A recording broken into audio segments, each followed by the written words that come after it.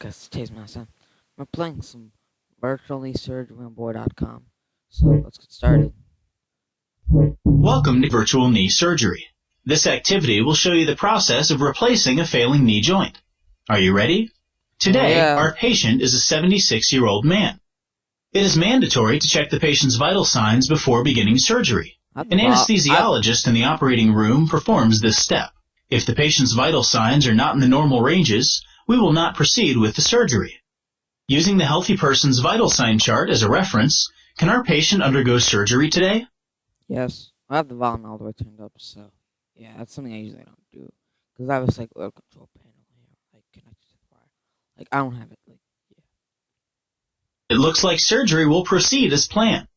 Take a moment to look at our patient's x-rays. Which knee do you think needs surgery? That one looks fine. That kind of looks fine. You're right. His left knee appears worn down and lacking cartilage, which is likely the cause of his pain. The nurse has begun prepping our patient for surgery by placing an IV needle in his right hand. Now it's your turn. Use the marker and write your initials on the proper knee to be operated on. This may seem silly, but it's an actual step taken to prevent wrong site surgeries. Okay. I've obviously played this before, but it's the thing like a game that you have to play. It's the fun. This is still a fun game. Okay, well. What the heck was that? I don't know. Well, this is the left right here, but this is his left.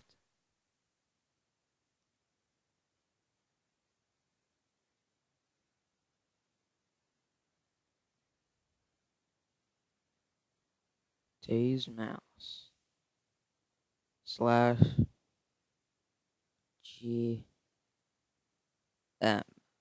GM is my real initials. These are just T's mouse. This is just my real initials. The anesthesiologist administers drugs through the IV and through a mask over the patient's face. What function should these drugs perform? Great. Fantastic. Nope. Oh. No. Good work. Bastard. After the patient is unconscious, and before the first incision is made, we need to establish a sterile field around the surgical area. A series of sterile drapes isolates the surgical field from the rest of the patient's body. A tourniquet is applied to cut off blood flow, which allows a clearer view of the surgical field during surgery. To kill the bacteria on the patient's leg, clean it in a betadine solution. This scrubbing process will limit the chance of bacterial infection.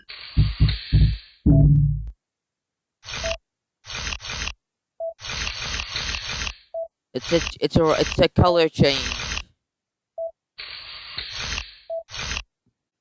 Betadine scrub is applied 2 more times, followed by the final arrangement of sterile drapes.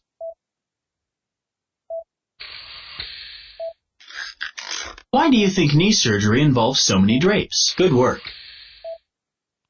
Use the sterile marker to draw the location for our incision, and don't forget to mark the perpendicular lines too. Typically, the incision line is 6 to 7 inches long.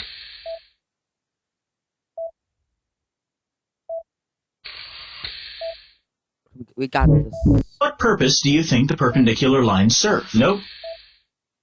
Outstanding. Now for the incision. Take the scalpel and cut the skin following your markings. It's always like the bigger answers are the ones.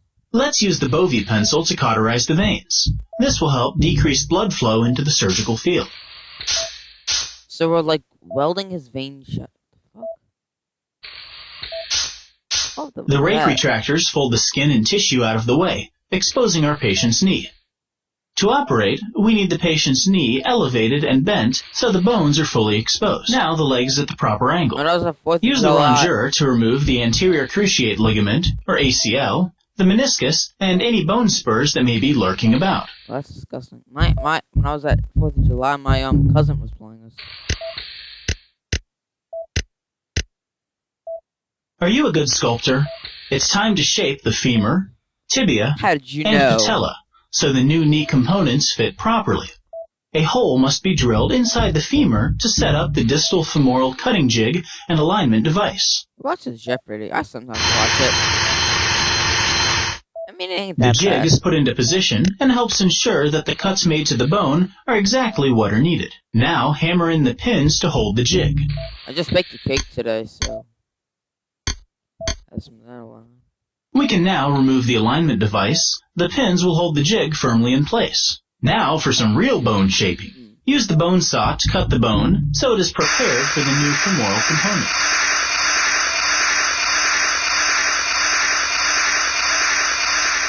Another cutting jig, along with the bone saw, allows us to finish shaping the femur.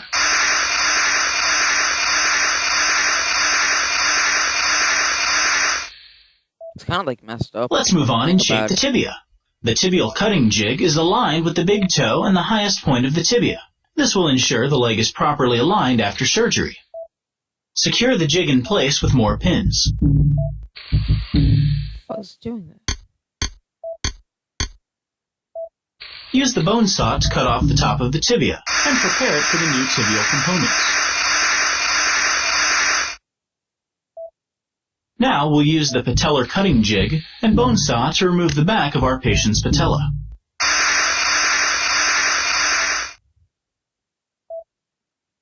Holes in the tibia and patella are drilled and chiseled out, which will enable the new components to attach properly. Time to place the trial components. First, attach the femoral trial component. Attach the metal tray trial component to the tibia. Insert the plastic trial spacer into the metal tray component. Lastly, attach the patellar trial component. Why do you think the two tibial components are inserted separately instead of as one unit? Fantastic! Conduct a range of motion tests to assure proper knee alignment and successful prosthetic fit. Typically, a normal range of motion allows the leg to move from 0 to 130. Knees aren't meant to bend sideways, so it's important to determine whether there is a gap or space between the femoral and tibial components. There's no noticeable gap, so this knee is a good fit. Woo. Why do you think there are so many steps taken to ensure proper alignment? We've tested the trial components. Now let's remove them and prepare for the permanent components by applying a special cement compound that binds metal and plastic to bone. A scrub technician has mixed up a batch of cement for you to use. With the cement in place, the final components are permanently attached to the knee. Any excess cement will be scraped off and thrown away. Lay the leg flat on the table so the new knee components put pressure on each other. This allows the bone and components to bond with the cement. The cement can take anywhere from 10 to 15 minutes to harden. We perform our range of motion tests one final time.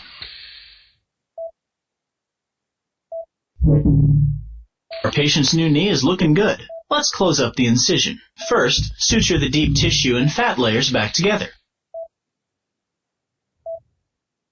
For closing the surface incision, you have a choice between the stapler and the suture. I'd have the suture, because I wouldn't have that feeling of metal in me. But I have a What is the primary difference between these two methods of closing the incision? Excellent. And to say less You know, we couldn't ask for a better participant. You've done an excellent job. Are you sure this is your first total knee replacement? Our patient will remain in the hospital for 3 days, followed by 3 to 8 weeks of physical therapy. Because of this surgery, our patient will have significantly reduced pain and increased mobility. Before you leave, let's think about the life of the new knee components. The new knee will need to withstand. Nice job. That's messed up. People average about 5,000 steps per day. Our patient's new prosthetics will withstand a great deal of force for 36 million steps or more. I'm off to check on another patient while the OR team prepares the room for the next surgery. You've been a great help. See you next time. Okay, guys.